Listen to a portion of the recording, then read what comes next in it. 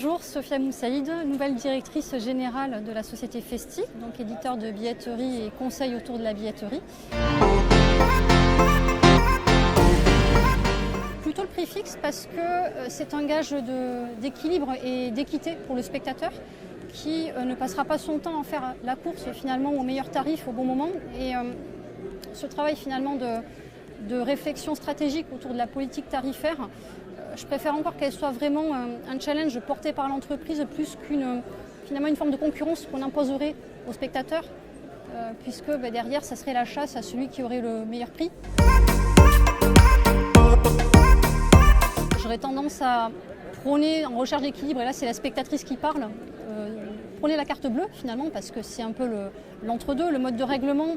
C'est vrai qu'il faut quand même permettre, en fonction du type de public qu'on a et qui peut être parfois un peu réfractaire au numérique et à ces technologies-là, de pouvoir payer en espèces. Et parfois l'organisation, en fonction de sa taille, en fonction de sa logistique, ne permettra pas forcément de faire de l'encaissement sans provoquer de file d'attente. Et puis l'encaissement numéraire, on le sait très bien, c'est pas exempt d'erreur derrière. Bon, la geek que je suis en moi dirait plutôt billet numérique. Tout dépend de ce qu'on parle en termes de billetterie et en termes de produits qu'on commercialise.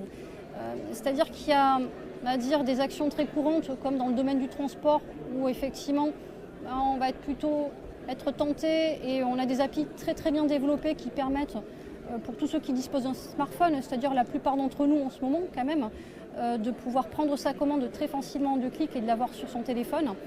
Mais je ne peux pas encore une fois m'empêcher de penser au public dont il n'est pas forcément très accoutumé au numérique ou qui ne dispose pas de téléphone, ou au public un peu plus ancien notamment, et pour lequel le billet thermique, c'est aussi le gage d'avoir un opérateur et donc du coup un lien humain derrière pour pouvoir le communiquer. Et également parce que le billet thermique peut aussi avoir une valeur à la fois comme un objet de communication, un objet collector et un souvenir. Là, je vais clairement pencher du côté du self-billetterie. Pourquoi ? Parce que le terme d'éditeur, il me plaît de moins en moins. C'est-à-dire que ça cache toujours une histoire de propriété, de cloisonnement. Et notre leitmotiv, notamment chez Festic et dans le développement de nos nouveaux produits, c'est de vouloir un petit peu casser ces modèles un peu trop étanches finalement, et qui fait que derrière on se retrouve plutôt avec des outils qui nous contraignent à penser d'une certaine façon notre projet artistique et notre organisation, plus d'avoir un champ de possibles. C'est-à-dire que dans un premier temps, la donnée à caractère personnel, elle est pertinente pour savoir à qui j'adresse et quels sont mes prospects, quels sont mes clients et comment je redessine une offre marketing ou comment je redessine un événement, quel qu'il soit, sur son projet artistique. Et très vite, on peut anonymiser les données parce que ce qui importe après à la fin, c'est de faire aussi des comptes.